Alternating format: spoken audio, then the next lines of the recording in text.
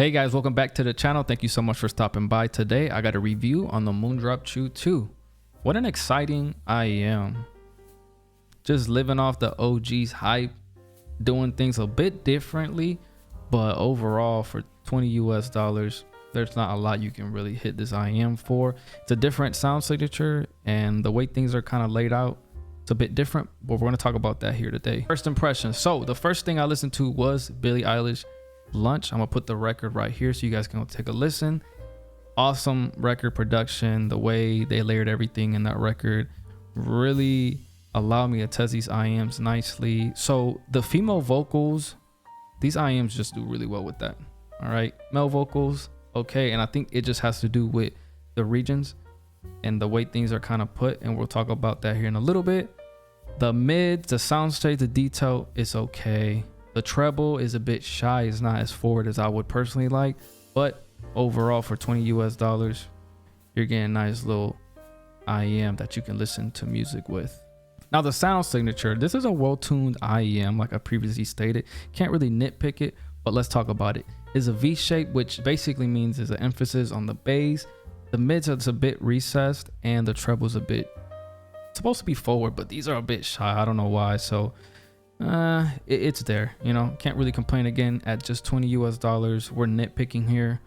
All right, if you want something different, something a little bit more, you know, funner, I guess you can go a little bit higher, but overall, listen, for music, I'll take these and I'll listen to them, no problems. I really want to talk about the bass though, because the bass is really where this IEM just goes crazy. It's fun, you know. I normally don't necessarily lean into sound signatures like this because it kind of takes away from everything, but I know that a lot of people, it's actually a lot more common that this sound signature is just more acceptable. A lot of people like this sort of thing, which is completely fine, but as we're talking about music and gaming, you're going to see how that can sometimes affect our interpretation and how we hear things. Now for the bass, I'll touch on that a little bit. I think it's represented so well. You know, a lot of times bass, you don't necessarily get like the bass, you get like more of a mid bass. Here you kind of get a little bit of everything in between. So I think that's why a lot of people like these IEMs, because of that. They're not necessarily too into the mids or the treble. They just kind of want something that just hits and it sounds good. Although, like I said, it's not necessarily balanced, but the V shape is not nothing to ignore. Okay, everybody has their preference. You know, we all like different things. So for music, that's just really well done there. Now the mids, like I previously stated, my interpretation of the sound here is the mids, they're good. All right, detail and separation for instruments is somewhat acceptable. I think, you know, you could listen to music and pick out some things in some of these regions, but I think that the bass really affects the mids and the treble. Okay, and because of that, you kind of get that recessed sound, and I've discussed that here, right? Like that is why I think those regions kind of don't stand out as much as I would personally like, but it is what it is, right? We all have different anatomies, we all listen to different styles of music, so you could listen to this and be like, hey, this is perfect for me, so that's fine. Like I mentioned, the treble with the female vocals is nice. It's clear. I listen to different genres and I think, you know, they do such a good job. The male vocals are okay. I don't think there's a lot of resolution there with the things that are important in the treble region. And again, because the treble region is a bit shy, it's not as forward as they should be, as I would like personally, then you kind of miss out on a lot of what's important. For me personally, when it comes to having that balance, you kind of want a little bit of everything, if you ask me, but that's just my opinion.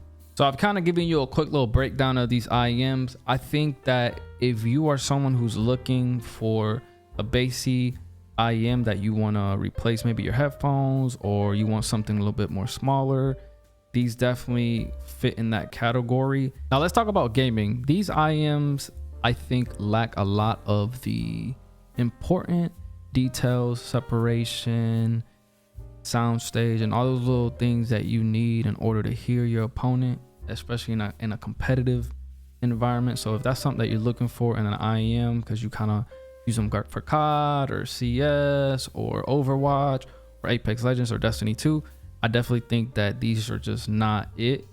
I think that I recommend these for anybody who plays maybe like a story mode type game or something that's chill and you're not really worried about that. Sure, you can listen to these. I think these are more suitable for music listening individuals. So if you like to listen to music and you just happen to, you know, pull up a game and you cool with that, that's fine. But I think that if you want something for first person shooters, I think you should look elsewhere. I do have a review on the Moondrop LAN. I think that is kind of like the standard, in my opinion, of what a good priced IEM should be and should sound like. But other than that, yeah, I just can't recommend these for first person shooters. But if you want to just game on them and listen to music, these are fine. You're just not going to get the footsteps, the gunshots that sound clear and clean and precise to let you know where your enemy positions are and stuff like that. So just because of that, I just can't recommend them. But overall, listen, at $20 US, we can't really nitpick. We can't sit up here and bring these down and say, oh, they're crappy. They're not. Like I've discussed on this channel, if you've been watching my reviews from the beginning, I've always said, just because something is good for gaming doesn't mean it translates good for music. The same way, just because something is good in music doesn't mean it translates well to gaming. So just always keep that in mind. The fitting is nice. They're small. They remind me a lot of the Moondrop LAN that I've reviewed. If you haven't seen that, go watch it. And yeah, I mean, that's pretty much it. Just kind of want to give you guys a quick little breakdown on these IEMs. Real simple, nothing crazy, but there's definitely a place for them, and these could be for you. Anyways, I hope you enjoyed today's review. I love y'all, and I'll see you later. Peace.